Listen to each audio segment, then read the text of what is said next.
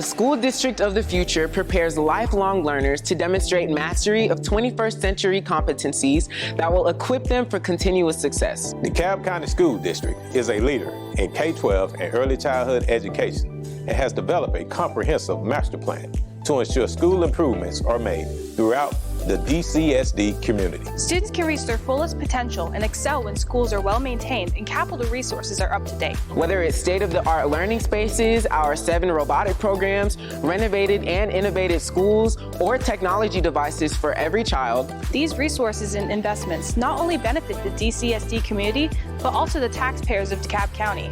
A top priority for DCSD is supporting social and emotional skills of young learners and their families, and our Early Learning Center addresses the readiness gap. Every 5 years, we assess DCSD schools and facilities, technology equipment, and examine construction to address overcrowding and to accommodate growth so that DCSD scholars can thrive. To achieve and excel, we provide technology at your fingertips with anytime, anywhere access, infrastructure enhancements, business system integration, and instructional tools to support top-of-the-line connectivity and cybersecurity, and a family impact hub that meets diverse families where they are. So, how do we pay for these general improvements to impact student achievement and positively affect the DCSD community? E-SPLOST is a 1-penny sales tax that allows school districts to fund their capital improvements. The voters of DeKalb County will be asked to extend the 1-penny sales tax for another 5 years. This education special purpose local option sales tax is critical to building our children's future and equipping our community for success.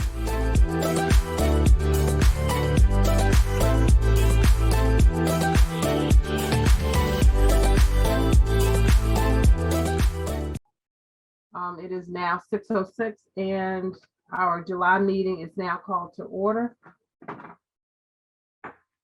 We cannot do 2 and 3, so we will skip over those. As soon as we get a quorum, we'll go those. Starting with number 4.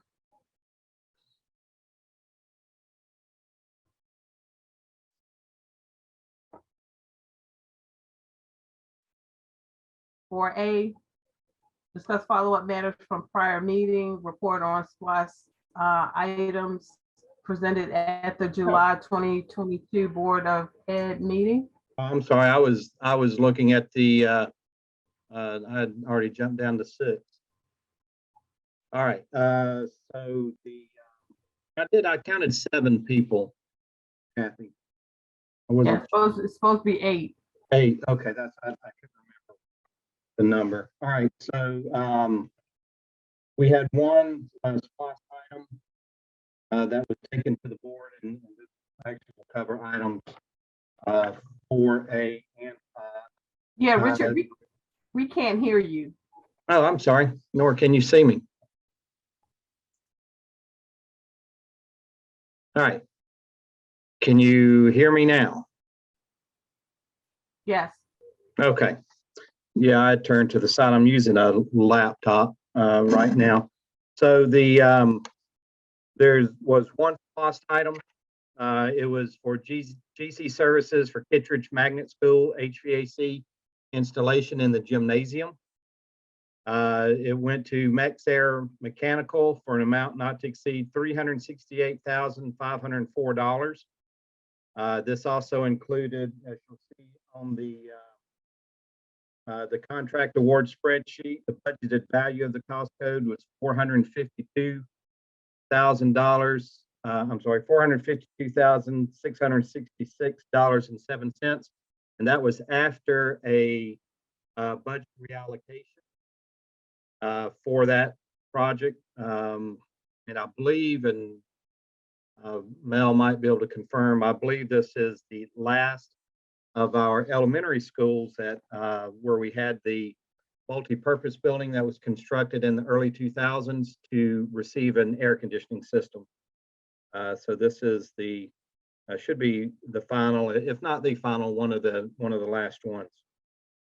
But that was the one item that we had, or the one SPLOST item, and that covers both 4A and 5. You know, Richard, you kind of faded out at the end, so we didn't hear the last item that you said. Oh, I said this covers both 4A and 5. Okay. Are there any questions? Yes, this is Lisa. I'm going to turn my camera on. Good evening, everyone. My questions are actually about some previous awards that I guess I missed from last time. Just curious about like the window replacements, the budgeted value versus the pending contract approval amount for project number 423-351. And then the same thing applies to 422-509 Smoke Rise. Just why there was, the big difference between the budgeted versus the contract approved amount. All right.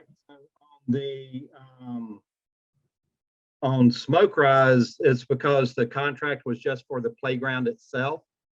And that is coming out of the general contractor's budget amount. So the budgeted line item there was for the entire building. Okay. So, and then the other was 423 351. 351. That is Henderson Mill. Yeah, for the windows. Oh, as 423-368. Okay. I'm So sorry. there is a 2 projects there. This is the window project. The other is will be a building system replacement. I believe this one is, and correct me if I'm wrong, Mel and Brian, if you're on, is this one, this is HVAC or is it HVAC and roofing? But basically the windows is just one part of a larger project. Okay. It's definitely HVAC. Let me check on the roofing, Richard. And that, yeah, the Laurel Ridge project, E-SPLOST project is still in design right now. Laurel Ridge, I just saw it there. Major building system with emphasis on HVAC and windows. Okay. And the windows got split out too. Yeah. Yeah, windows were split out. And then just on 423-202 Freedom Middle School, just there was $100,000 difference between the contract approval amount was higher than the budget amount. Just wondering what that difference was. I only have the first page. I only print out the first page of this. So, but I mean, typically something like that would be just the bidding, especially only $100,000 difference, would be the bidding environment between when these budgets were originally set and the work that, the actual estimate.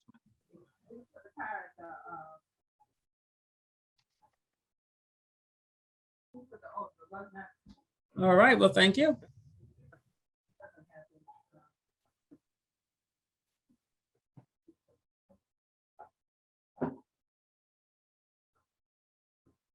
All right, so as I said, that covered 4 and 5.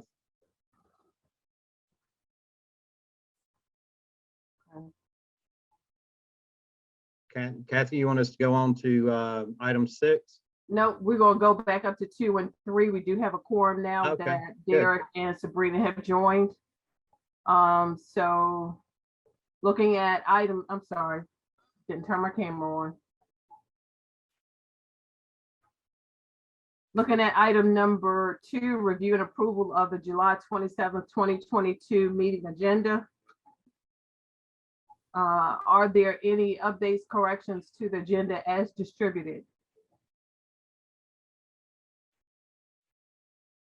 All right, so hearing none, can we by unanimous consent agree to the agenda as distributed for July 27th, 2022 if there are no objections? All right, so hearing none, our meeting agenda has been approved as distributed. Going on to item number 3, review and approval of the minutes from the June 22nd, 2022 meeting. Are there any corrections to the minutes as distributed?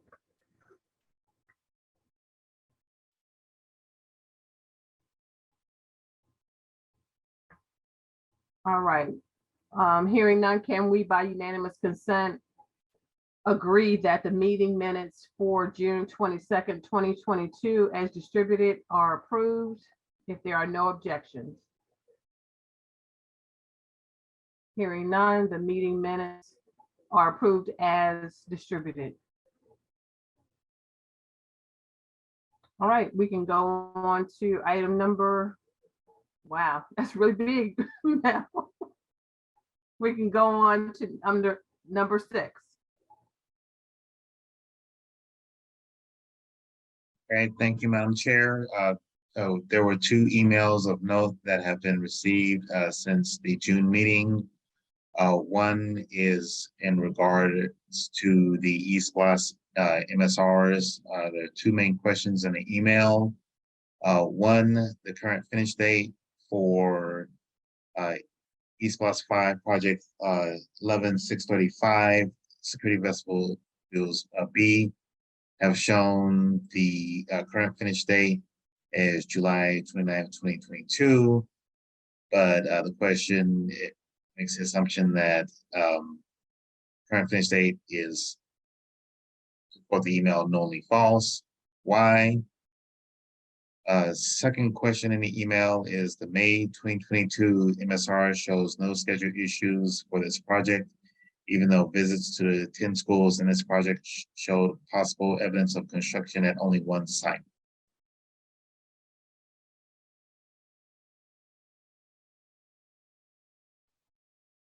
Okay, Richard, I did see I think I saw a response to Mrs. Kelly in regards to her questions. Yeah, I sent a response back to the, actually it was everybody that was on there on July Sorry, 20th. Richard, we can't hear you. You keep fading in and fading out. Well, it's this crazy loaner laptop that I have. I sent a response back on July 20th to the committee, to you, Kathy, and Antoine, and Dr. Tinsley were copied on that. Do you want me to go over those responses, or what do we want to Yes, do? please. Okay. So the response to the first question, security vestibules B should have been reported with the same completion date as Group A.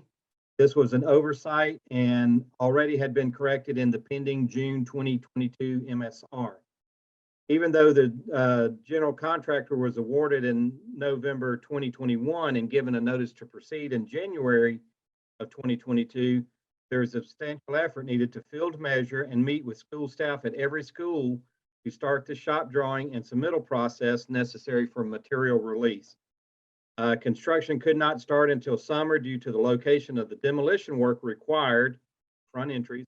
Furthermore, the lead time of the ballistic storefront and glazing assemblies had been quoted in the 4 to 6 month range, which is far longer than originally anticipated. The explanation we've been given by the suppliers has been the now standard supply chain issues. We have in fact not received any storefront material yet. The material is anticipated in the first 2 weeks of October. So that was the response to the first question. The response to the second question, we have begun work at all schools in groups A and B, but that work may not be noticeable. The security film installation is 90% complete at all schools. We only lack the window frames that have plexiglass instead of glass. So as some of them, the host has asked me to start video. Okay.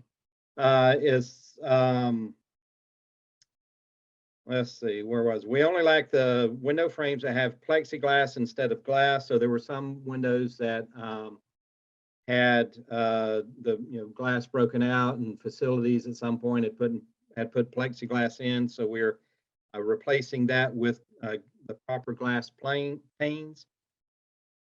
There's also above the ceiling demolition and framing work that is starting and ongoing at several schools to accept the ballistic storefront when it arrives. The demolition and framing work will be complete at all schools before that storefront arrives.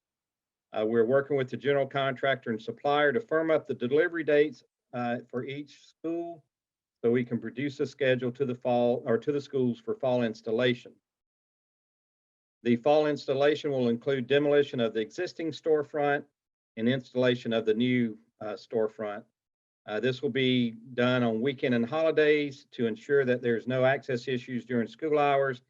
And with the framing work, and that'd be the above ceiling framing, already complete, it should only take 3 to 5 days per school to actually install the new storefront. So that was it on those 2 questions.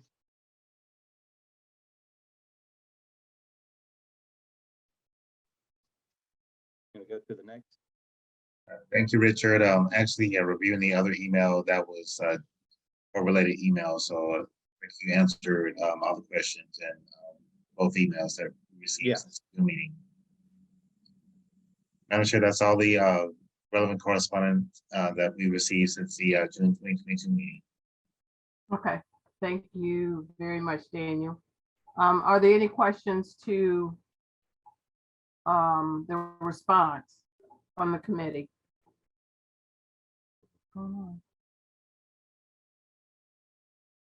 All right, so we'll go to our next agenda item, and that's the MSR review.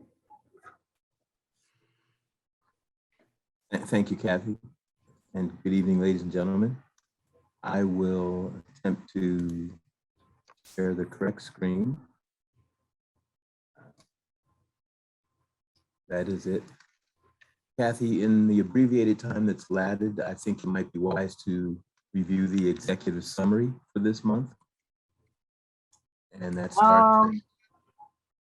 We can start there, but I really want to spend some time on this MSR. Okay, that's where you know we can see some things. If you don't mind, it may run longer than the allocation, but I'll try to be. Yeah, I'm good with that. It's already built into the agenda. Okay, thank you. With that said, everyone's familiar with the format, the district map and the table of contents. Section 1 pretty much speaks to the funding for the program, and that's summarized on table 1 for SPLOST 4. As you know, tax receipts are 100% for SPLOST 4, and GADOE actually just fixed reimbursements, total $84.5 million this month. That reflects $300,828 collected for 3 schools, Hightower, Canby Lane, and Miller Grove. Table 2 reflects funding for SPLOST 5, and that continues to trend well above expectations. We're currently total at $813.4 million. That includes, as you can see, $673.4 million in sales tax receipts versus the $590 million expected by now. That includes the additional revenue or funding that was described on page 8 in note 2 from a couple MSR months ago. That sales tax funding continues strong. This 673.4 represents $12.7 million for the period ending June 30. So we're trending in a good spot there. And our first reimbursements from GISFIC for SPLOST 5 came in June. That's $741,000 for John Lewis Elementary School. So good news there. We're starting up down that path. In terms of table 3, commitments and expenditures for SPLOST 4, expenditures crept up just $100,000 this period. Actually, as you know, we're not finishing up SPLOST 4, closing in on final expenditures, including Hightower Elementary, which is finishing up this summer. SPLOST 5 expenditures are at $272.3 million, and that represents an increase of just $1.56 million for the period. Chart 1, as you know, represents or shows that $555.8 million for SPLOST 4, that's in red. Everything else is pretty static. Chart 2 for SPLOST 5, it reflects that $272.3 million I mentioned, and commitments at $336.4 million. So that's about $64 million already in the pipeline we're contracted for that we're working off now. Let's see.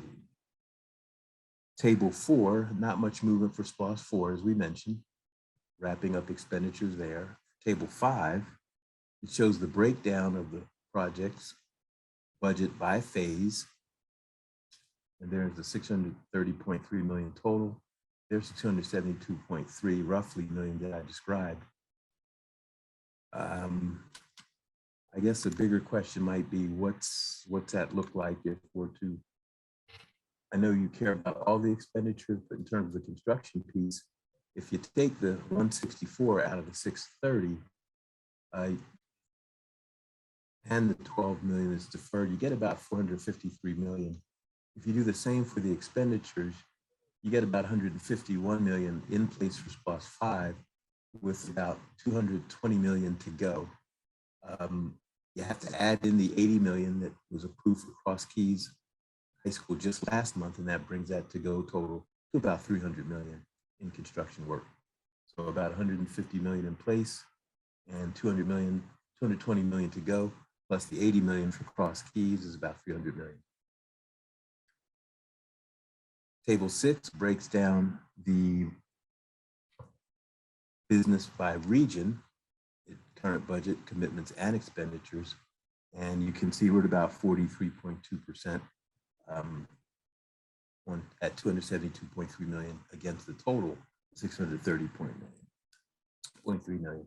Remember, the district-wide Region 0 projects represent non-construction expenditures as well as those projects that are bundled and represent facilities in multiple regions. And you may recall we added Appendix E at the back so that one could see the breakdown of those multiple facility projects, one-to-one expenditures to the cost tables 8 and 9. Here are the notes we mentioned on page 8, impact the budget. Definitions for the ratios that follow on table 7. We're happy to report that all the SPLOST 4 and 5 construction projects have no negative cost variances, and the only item that stands out in red is that district salary account that needs to be reviewed for reporting inconsistencies.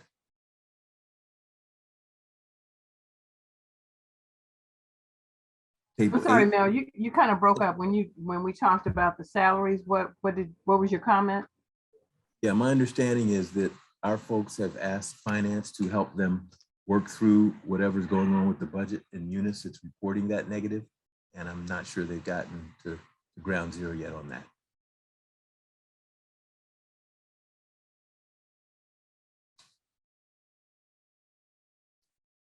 Table 8 provides the cost performance ratio information for SPLOST 4, and the shaded lines indicate completed and closed out projects, as one may see.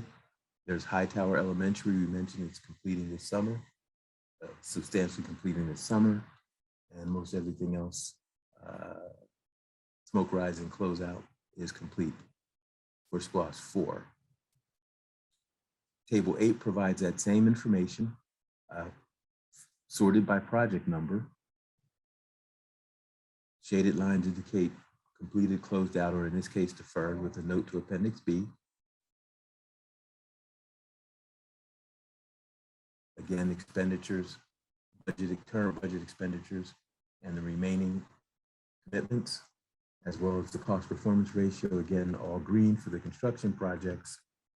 As we mentioned previously, we put a break line in the report so we could subtotal the SPLOST construction projects from district managed projects, and only that district salary project that we mentioned previously, 60335, has a reporting problem.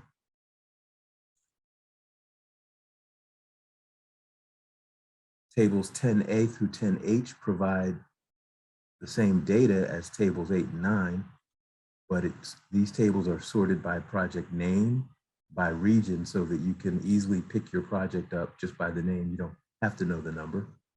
We subtotal on SPLOST 4, district managed in the total for SPLOST 4. We subtotal on construction, district managed, and then a subtotal for SPLOST 5, and then a grand total for the region. That's true for each of the regions. And the color coding at the header for each of the tables matches the official district map that may be on your wall in your office, and that's in page 2 of this report. Again, only the district salary account in Region 0 that we already looked at has that red marker for over budget indicator. Table 11 provides schedule performance data, or it's actually a summary of the schedule performance data, the SPR, schedule performance measure. And we've got 15 total projects listed there, 8 from previously, 7 previously, and 8 added. Generally speaking, the new delays would include this 114 athletic fencing. The note reads pretty, I think, accurately. The baseline schedule that was developed after the board approved the project was unrealistic. We need to re-baseline that project. Our expectation, it'll take approximately 12 months from the NTP to get to completion. So that will put us into maybe next year, May, June next year. The next new entry is security vestibules B. That was asked about in agenda item 4, and Richard spoke to that. Generally speaking, the schedule for this project should line up with Group A schedule, and the driver, as Richard indicated, is really the delivery lead time for the bullet resistant, ballistic resistant glazing and the special storefronts that carry that. 224 Dunwoody Chambly Elementary School. Simply put, the city of Dunwoody is demanding that the district align the entry drive to the new school, the proposed entry drive to the new school, with Kent Avenue across the street from Dunwoody Chambly Road. That's very difficult to do. In fact, almost impossible without trying to acquire adjacent neighbor's property. That neighbor doesn't want to sell that property.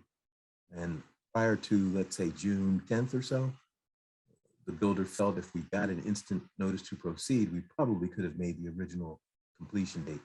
So after June 15th, we had to flip the switch and admit that we won't be able to make the original completion date. That's why it's showing up on the report now. Our forecast is early 2024 completion, presuming we can start construction, let's say January of 2023. A new entry, the next new entry is Laurel Ridge, but I'll group these together. Laurel Ridge, Woodridge, Chestnut, Farrington, Salem are all delayed due to the Board of Education's approval or delay in the approval of the E-SPLOST project adjustment list.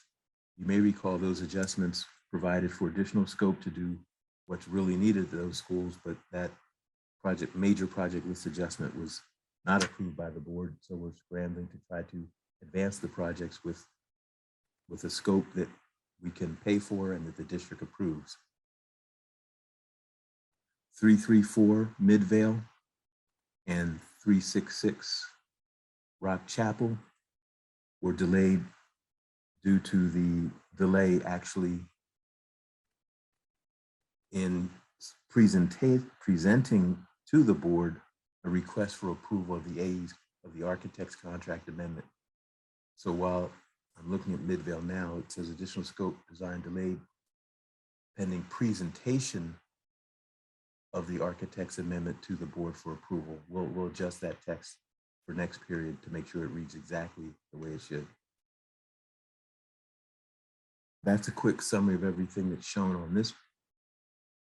I believe I missed, oh, I did, I'm sorry. I missed Cedar Grove, which is not new. The contractor is working diligently to make school opening.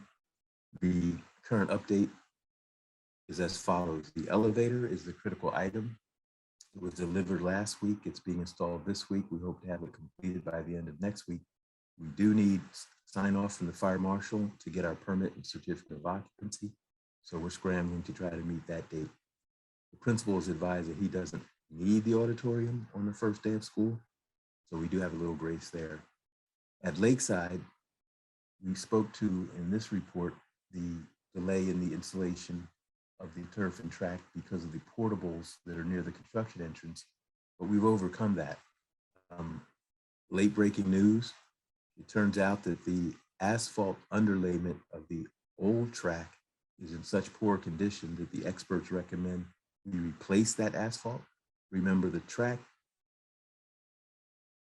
project, the track portion of these projects was a track surfacing replacement. And in various spots around the district, we did minor asphalt underlayment repair.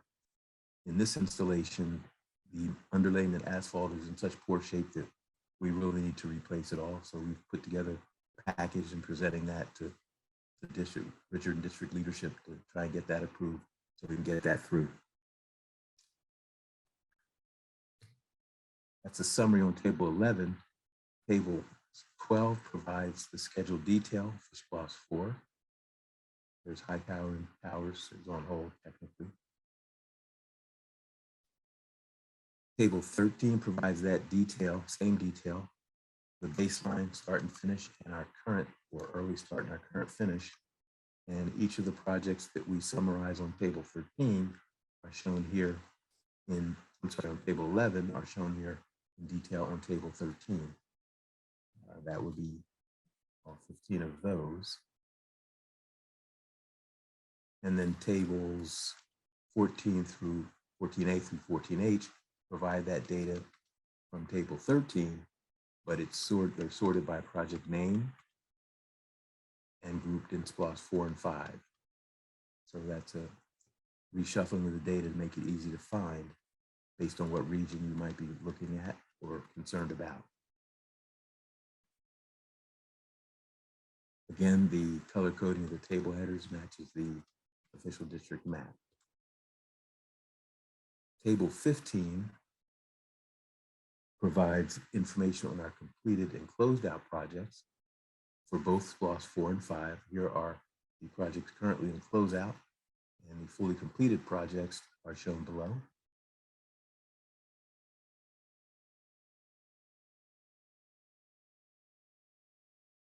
Then appendices follow table 15.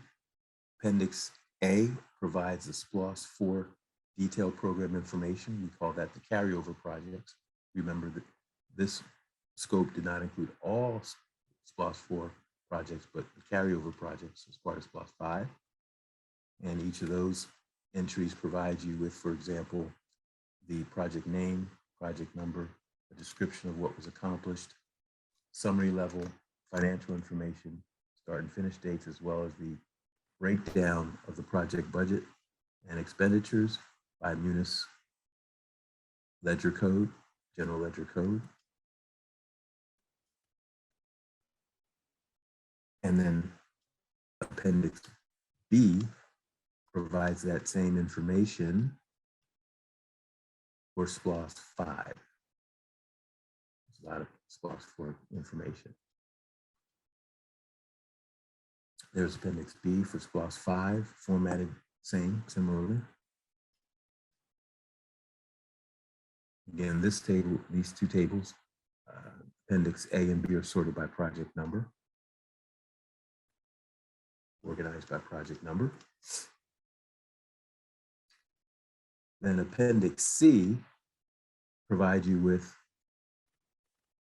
your program funding information. There it is, broken down by your funding category: sales tax versus bond versus your GISFIC reimbursements, both the planned and the actual, and the cumulative by month, and then an easy ratio so you can see if you're ahead or behind. And if we scroll down to where we are now, we're at 114% receipts on sales tax. And there's a total funding of $814 million that we described previously. Appendix D provides you with your funding commitments and expenditures summarized. The key here is that it's really a date-driven table. so that you can look at any date in the life of the program and have a clear picture of what funding you received versus your expenditures at that point in time. There's the 272.3 million for SPLOST 5 that we described previously. And then here's that Appendix E we mentioned that we added a couple of periods back. It allows you to tie the information on Table 6 from Region 0, the district-wide bucket, into the individual projects or facilities where that activity occurs. So for example, if you look at Region 1, you'll see that you've got fence insulation C at 1, 2, 3, 4, 5, 6, 7, 8, 9, 10 facilities totaled here. That would foot through the total for that project, 113,423, on your cost table, table 9. And our systems folks were kind enough to color code table or Appendix E to match the official district map. And that's a quick walkthrough of the MSA. We call that a page turn. And we're happy to take any questions.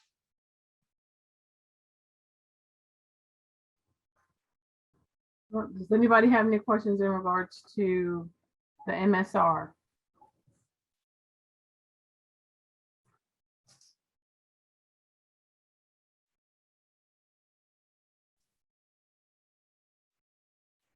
All right. Hello, this is Lisa. I always just have a general question about our reimbursements from Georgia DOE. Are we Yes. on schedule as far as working on our SPLOST 5 reimbursements? Yeah, I think the team does a good job at that. I did just check in with Dr. Hightower, who manages that process for us for the district. And she was more cautious than I was in my report. She reminded me that the timing of the reimbursement receipts is really a guesstimate, and it's contingent upon many factors. But she did say that for SPLOST 4, most of the activity should be completed by 2023 or 2024. I guess the point we should make, Ms. Wright, is that while we separate our projects by SPLOST 4 and by SPLOST 5, Georgia Department of Education separates them by application year. So right now we're working through the 2020 application year. Okay. And those projects are the ones that would take another couple years to close out. Again, as I mentioned last time, we have to basically complete the project, close out the project financially, get board approvals, then submit to GADOE, who processes and approves, then submits to GSFIC, who actually releases the funds.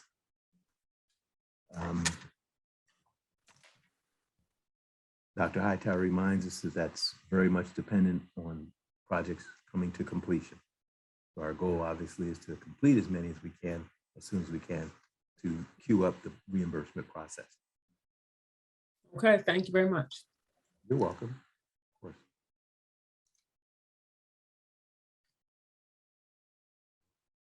All right, thanks, Lisa. Are there any other questions in regards to the MSR?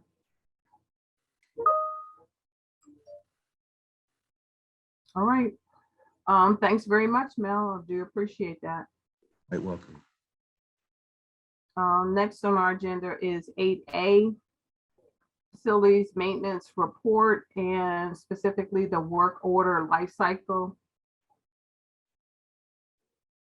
All right.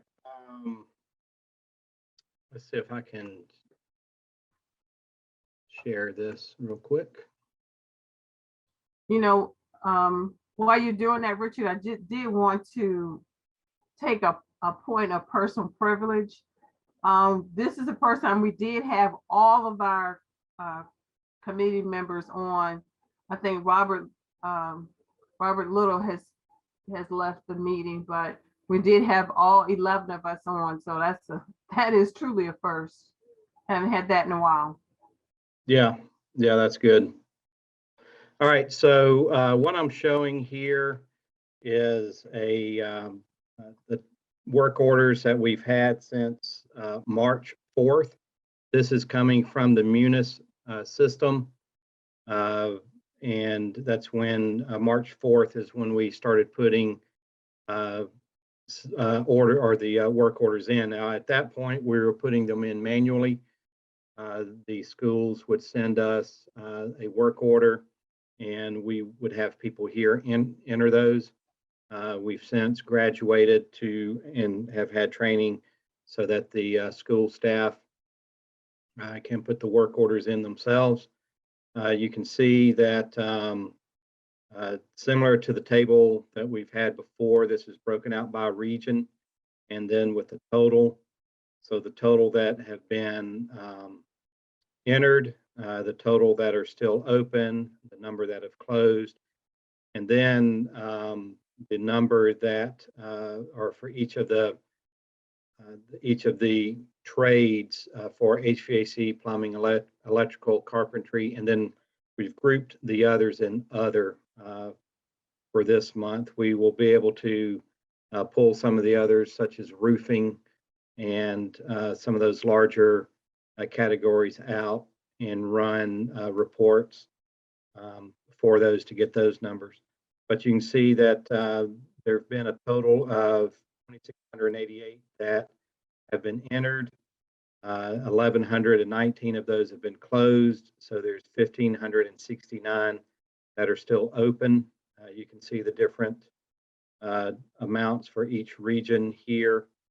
Also want to note that, well, I'll go through the list. So there are still 142 open for HVAC, 182 that are open for plumbing, 21 for electrical, 280 for carpentry, and then those totals should equal the 1,569 when you look at the 944 other category.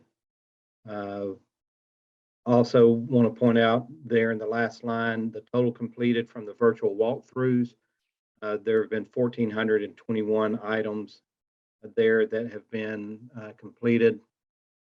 Some of those could be duplicates of the ones that are in column D, the 1,119.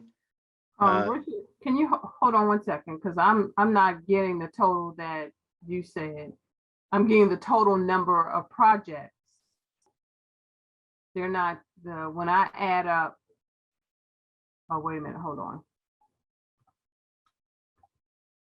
No, that wouldn't do it. Which Okay, never ones? mind. I see it now. So those are the 1,569 there. Got it. And those two should be the 26.8. Yeah. So these two cells, the 1421, 1119, there may be some duplicates in there. It just depends on what the managers wrote down as they were touring their buildings when they were doing the walkthrough. We asked some of the managers and they're like, yeah, you know, if they saw it and they realized that it was still an item that was open, they listed that. But we're working through those items from the walkthrough and trying to work through the open work orders as well. As far as the life cycle on a work order, so our goal is 30 days on the work orders, but there are a lot of variables there, and a lot of that has to do with some of the equipment. You know, if it's something as easy as a light fixture has completely gone out, not changing bulbs, because changing bulbs would be something that we would expect the local school to do. But if it is, if a device needs to be replaced, then that's something that's fairly easy, as we have some of this material on hand, and they can go out and we can have an electrician go out and address that. But there are also things such as HVAC, and some of the HVAC equipment, we're having extremely long lead times. 40 weeks is what some of the HVAC equipment. So we have a 40-week lead time, and that would be, what is that? That's 9 months of lead time to get a piece of mechanical equipment in if a piece is out. So there's a wide range of being able to get some of the parts in and get some of the work completed on those. We have, so in the new system that we're using, the Munis system, which is our ERP system that the entire district uses, we have requested that the vendor add a reporting feature that will show, the aging of each of the items, or at least the categories, but we haven't received that update yet. So that is something that we're working on. That is it. Are there any questions? Yeah. Hey, Richard, thanks for that input there. Let me turn on some visibility here. Let's see if I think that's working. Quick question on the open items. So you've got an accountability in the UNIS system, but we're still talking about some delta minus 1,400 from the spreadsheet. Is there going to be an effort to reconcile those items on the spreadsheet into the UNIS system for accountability? No, not really, because we're working through those so quick. We have, I say no, we have some other project managers that are entering those. Honestly, what happens a lot of time is when I said project managers, I meant facility managers. When one of the facility managers or the crew is out working, they'll be working on an item. They'll see something else that needs to be repaired. They'll do that also. What we've asked them before is, well, when you do that, really you need to put a work order in. You need to repair the item, then you need to close that work order just so we can track it. We're still working on getting that, getting everybody to comply with that request. So I don't know that we will put all of these items in. Some of them will be making it into the system, but our main goal has been to, once we identify the item, get it resolved as quickly as possible. Great, thank you. Second question, and I'll let it go. Is there an effort somewhere to understand the costing of these items that were on the spreadsheet? Because obviously they weren't figured into the budget initially. Is there an effort to understand what that spreadsheet's going to cost? We would track anything that would be at a large enough dollar amount that would need to go to the board. We haven't had any of those, any emergency items. Everything's been small enough that we either handle in-house or handle with the existing contracts with vendors.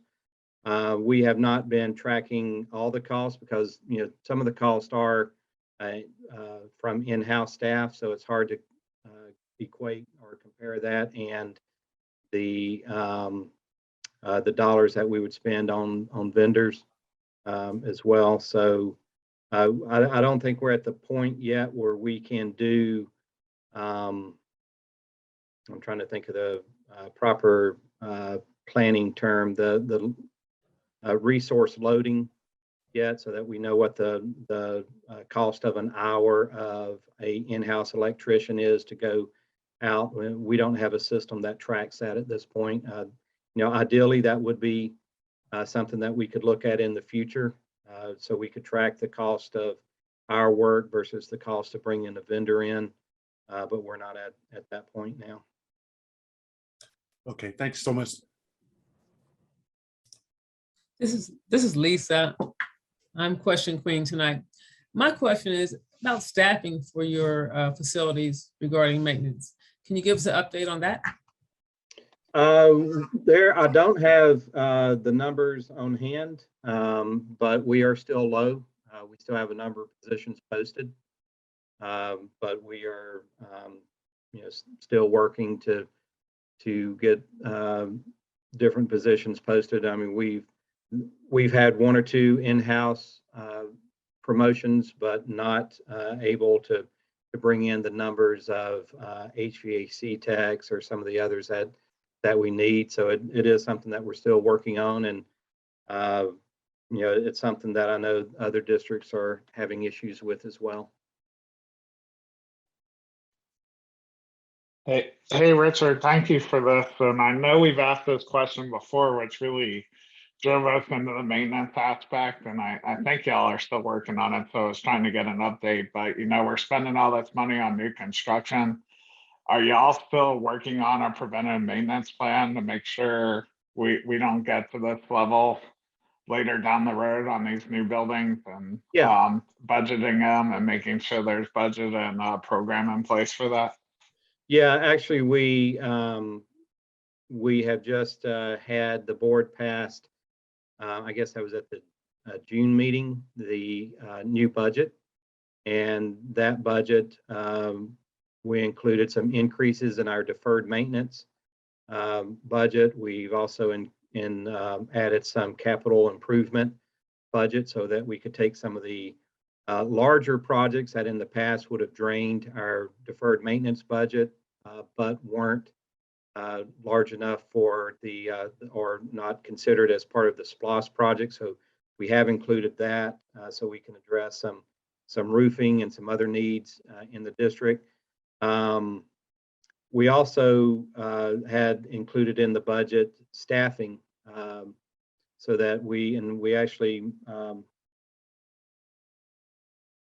our name completely slipped me, but our director of facilities had actually included a 3-year plan of hiring staff so that we could fill out some of the vacancies that we have and address issues like some of the deferred maintenance and the preventative maintenance items.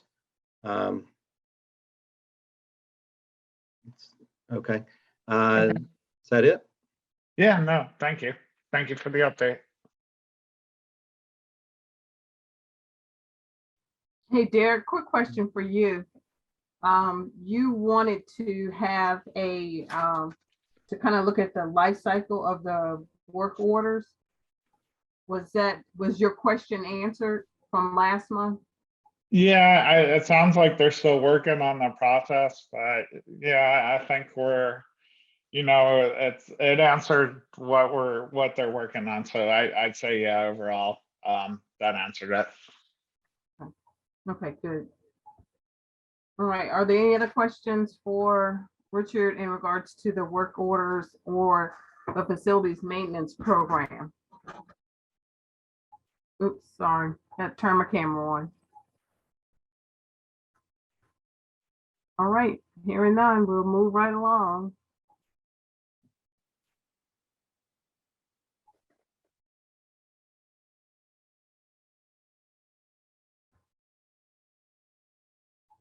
All right, so next was item 9A, which was the notification of upcoming meetings. We don't have any public meetings scheduled right now, other than board meetings and these meetings. We don't have any of the meetings that our planning department would normally set up. Okay, I hope everybody can hear him because I can't hear. I can only hear bits and pieces of what you're saying, Richard. I noticed when Mel was speaking also that he seemed to be going in and out. So I'm wondering if we just have a poor connection this month. It's a possibility. All right. Moving right along to unfinished business, candidate for the open position plan presentation. So what we've talked about internally here and with some of the senior staff here also is that what we think would be the most expeditious is to look at those candidates that had previously applied or at You least know sent. what, Richard, when you turn to the side, we can't hear you. When you're facing the camera or facing your laptop, that's when we can hear you. I can hear you best. I would say, let me move my paper right in front of me then. Yeah, and like I said, this I'm not able to use the camera and microphone that I've had in the past. So I'm working off a laptop, which apparently the mic is not very good on it. But what we've talked about doing for this is there are still about 10 candidates or more that we need to reach out to that we had not heard from with the initial group that we had looked at earlier in the year.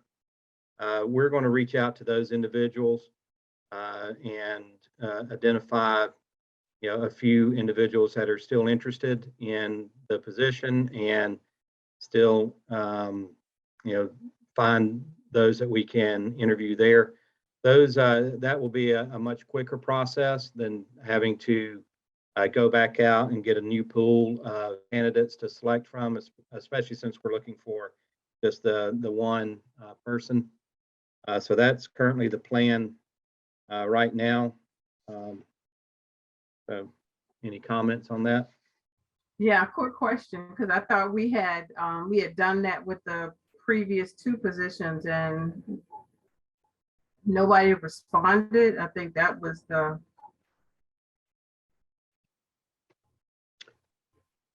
No, I think those we had, in that case, we had reached out to all the candidates, or at least I think we had reached out to all the candidates, and those were, there was a group that we had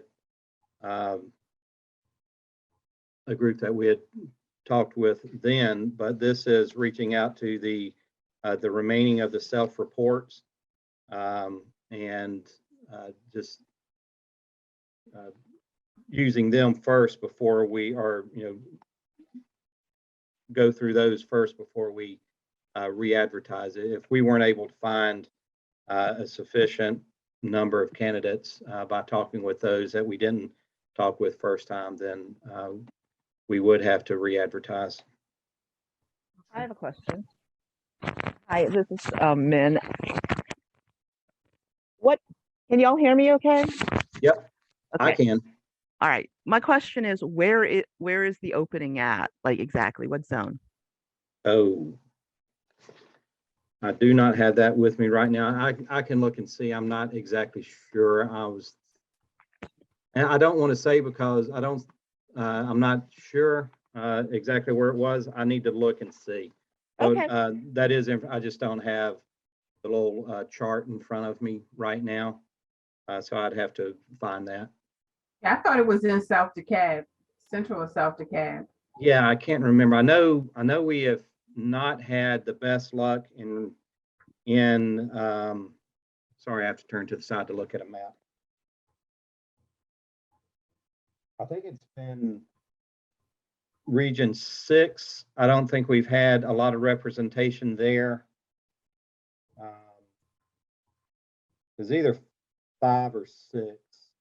Okay. But yeah, I know we do need some more. There are certain regions on the south side of the county that we do need more representation. There is quite a bit of representation in the northern middle. Right. Regions 2 and 4. I know there was a good bit. But I'll look, Min, and let you know. I appreciate it. I was just curious because I was part of the process before and we did not get any candidates where we needed them. Yeah, and that was a couple years ago. I think it was 4 and 6. I think we might have somebody from 4 now, but I'll look and let you know. I'd appreciate it. Thank you. Okay. Is it possible, because I mean, we're holding up the training for this last position to be filled. So do you think that we can get that done before September? We will certainly attempt that. If not, I think we can go ahead and have the training, and then we can train the one person individual. We can just pick a time to meet with them after hours. I mean, that's something I can do. And can you hear me? I just got a note that said my internet connection was unstable. Yeah, no, we can hear you. Okay, so you know, that's something I can meet with the person after hours, and that's fine as an alternative, but I would Yeah. really like to do it as a collective group. okay. We will certainly shoot for that. Okay. And the plan would be to do it at the September meeting, or were you going to do something separate? That was the plan, but now it's hinging on this new getting this open position filled. Okay.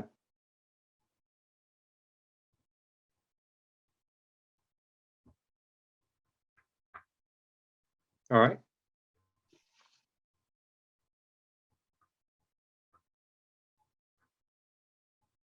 Any other questions?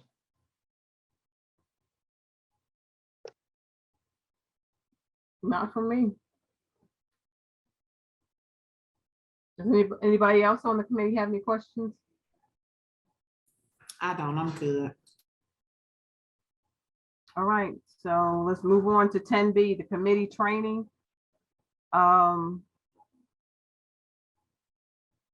Richard? Well,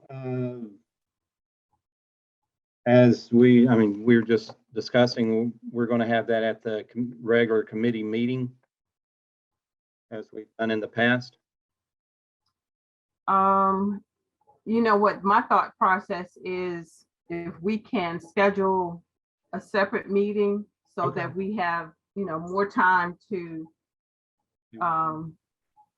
delve into the MSR, any questions and so on and so forth, because I really want to spend some time in getting the training done so that the committee members feel comfortable in asking questions and they know what, you know, what am I doing? What are we doing here?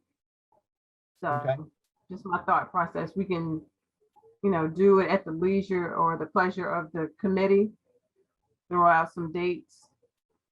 And obviously we're going to do it virtually.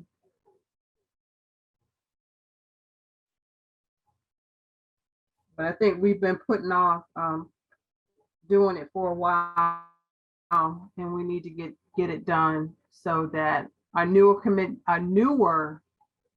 committee members and our previous ones that haven't gone through the training, like Derek, and I think Sabrina as well, need to go through it, and Daniel.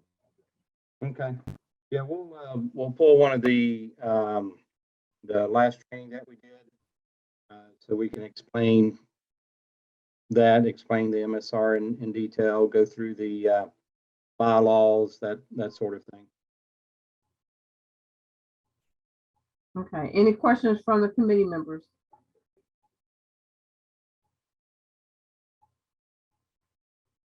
All right, and is everybody in agreement to doing it as a separate meeting so that you know, we can devote 100% to training as opposed to doing half and half? Yes. Yes, I agree. That's a great idea. Okay, awesome. Yeah, we're very. All right, so let's go to number 11. Collection of recommendations from meeting and follow-up matters for our next meeting.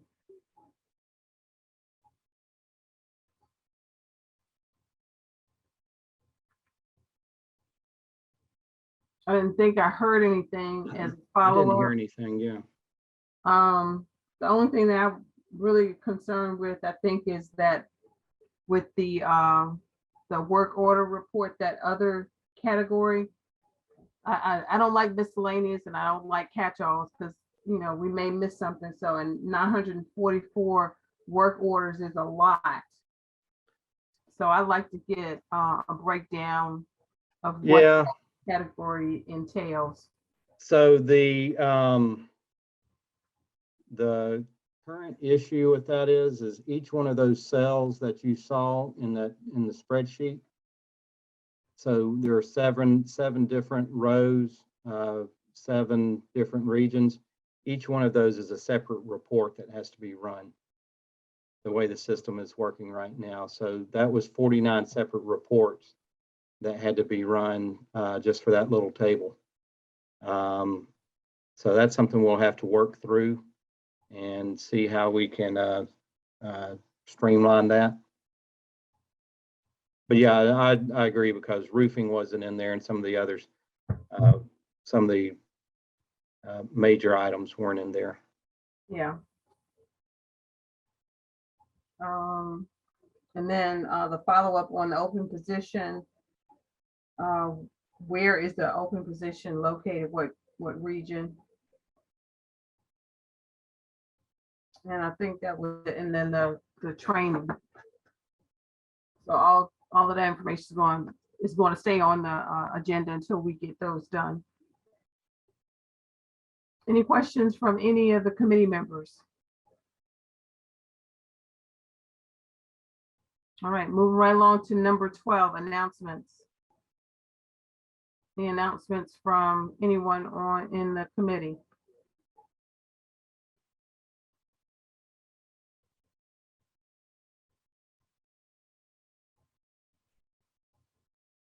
All right, just wanted to reiterate committee member attendance. We have an attendant, and I hate to say this like this, because it sounds like, we're all adults. And if you've made the commitment, you've made the commitment. However, in order for us to get the business of the committee done, we have to have a quorum of 8. And if we don't have a quorum of 8, we can't do anything. So I would ask that if you're going to be late, if you're going to not attend the meeting, that you please let someone know so that we know, excuse me, at least not to look for you, number 1. And number 2, hopefully get somebody else to attend so that we know we have a quorum and we can get our business done. So I'm going to get off my soapbox. If there are any questions, please pull me to the side, send me an email, send me a text, call me, whichever is you're comfortable with. I don't mind chatting about it. I don't want to chat. I don't want it to be in the reverse, because if I don't,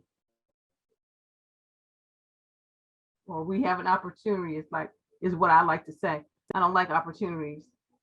So please make all attempts to come to our meetings. It's very easy now. We're not meeting in person, so you can be anywhere you want to be and still attend.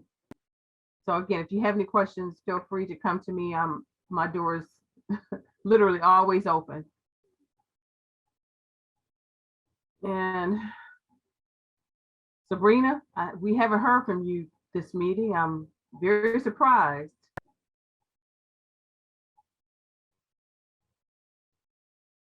All right, you must be busy. All right, so if hearing nothing else, it is now 7:13 and our July meeting is now adjourned. Please, ma'ams and sirs, our next meeting is August 24th at 6 o'clock. Please put it on your calendars so that you can attend. And if any other questions, feel free to email me or call or text. Thank you so much.